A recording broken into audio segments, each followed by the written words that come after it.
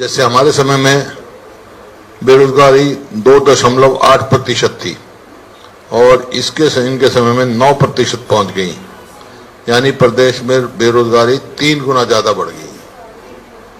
और बेरोजगारी जो है वो अपराध को जन्म देती है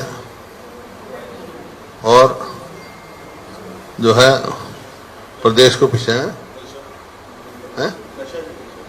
नशा अपराध को देती है, नशाखोरी को देती है, मतलब आने वाली पीढ़ी को बिगाड़ देती है ये बेरोजगारी है।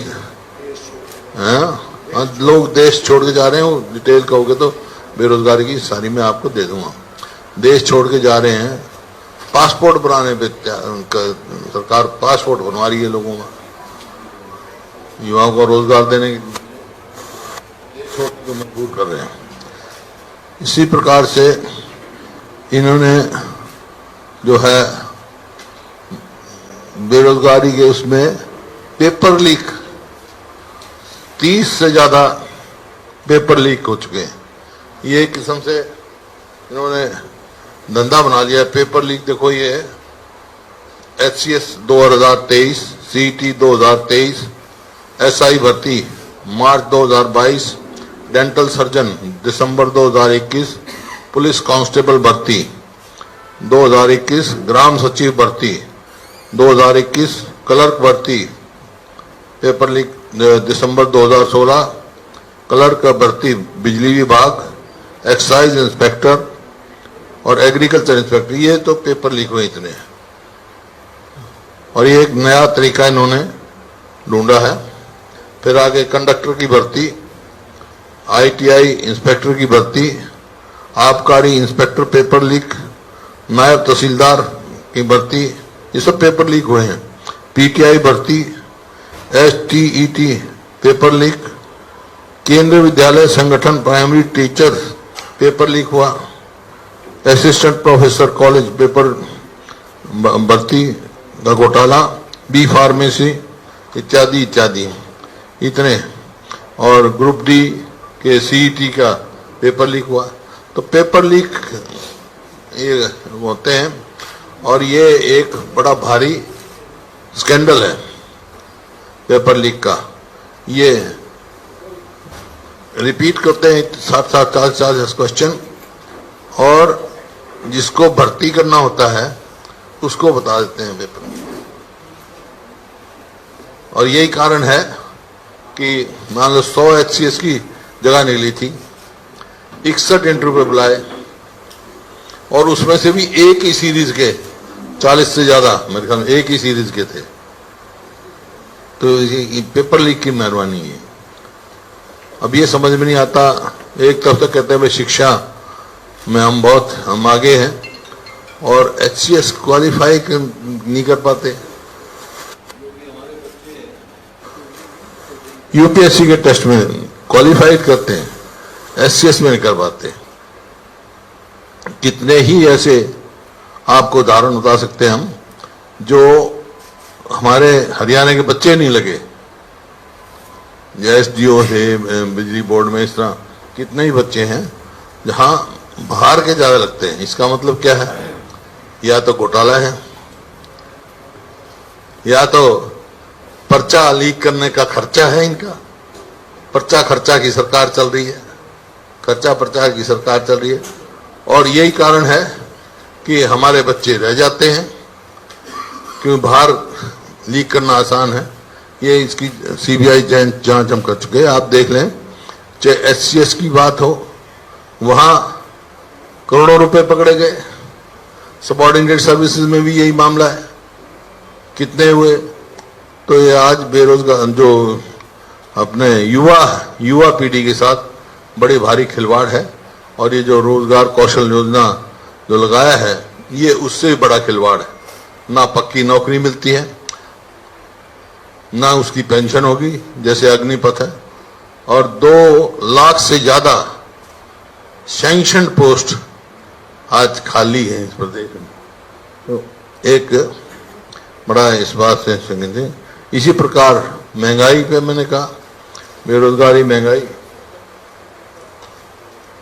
महंगाई पे आप देखते हो कि हरियाणा की बढ़ती महंगाई मई में 6.4, जबकि पंजाब में 4.18 है इसमें मई के महीने में।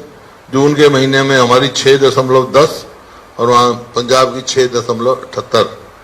इसी प्रकार जुलाई में हमारे 8.38% और वहाँ पंजाब में 7%, और अगस्त में यहाँ पर हमारे यहाँ 8.27% और वहाँ 7.34%, जबकि इंडिया की से भी एवरेज ज़्यादा है, ऑन एवरेज से महंगाई की प्रदेश में सबसे ज़्यादा महंगाई बढ़ रही है। आप देख रहे हैं इसमें। फिर अपराध, आज प्रदेश में अपराध 3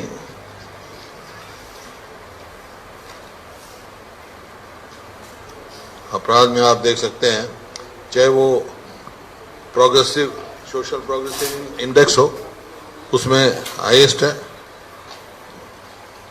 और क्राइम रेट जो है महिलाओं के उनके पर्सनल सेफ्टी हो, चाहे कितना है महिलाओं के खिलाफ दिखा था,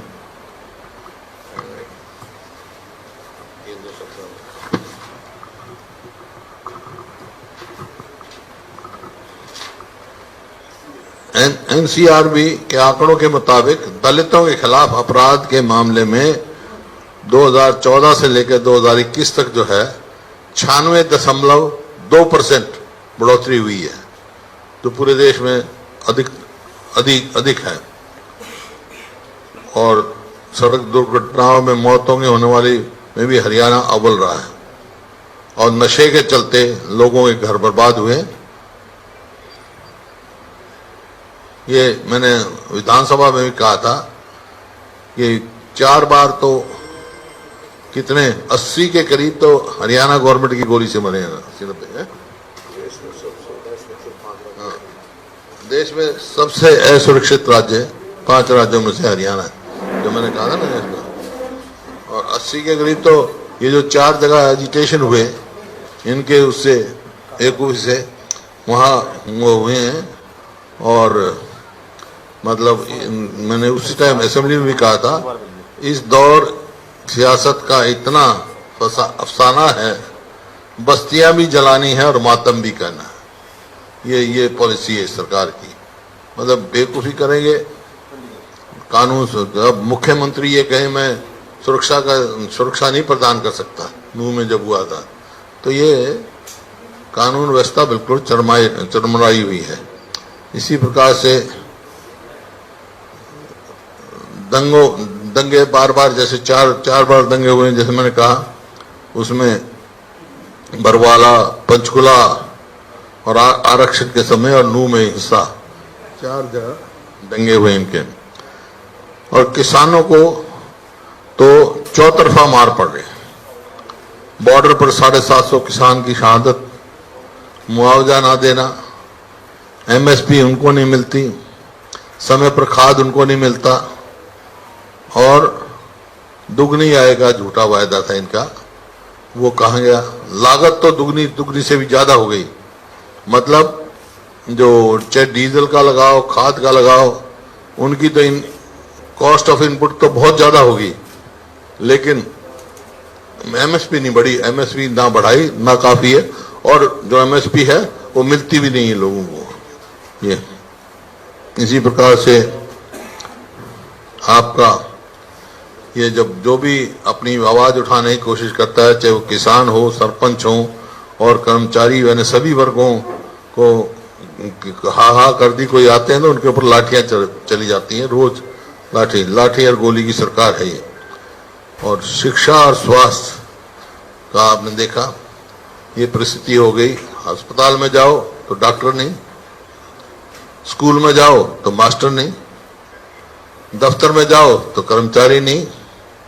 ये परिस्थिति यहाँ हुई है। ये सब देखो है।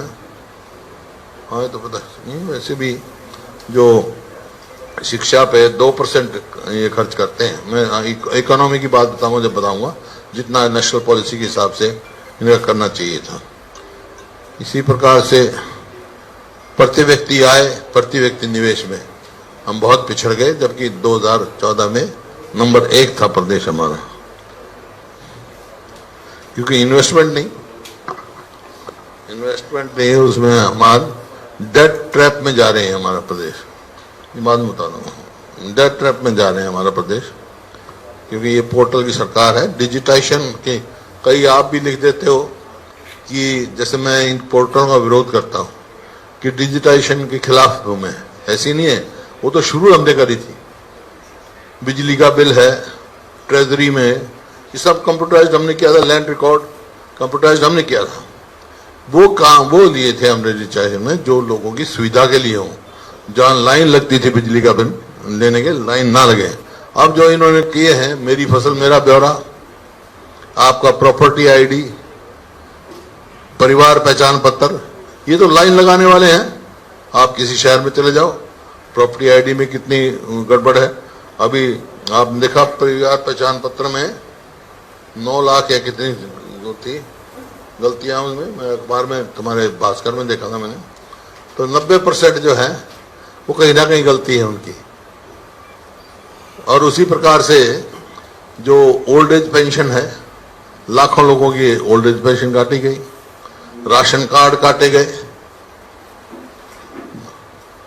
और जैसे उसके 1 साल के बाद इन्होंने कुछ रेस्टोर कर दिए पेंशन कि भाई ये मतलब पोर्टल की गलती से हो गए।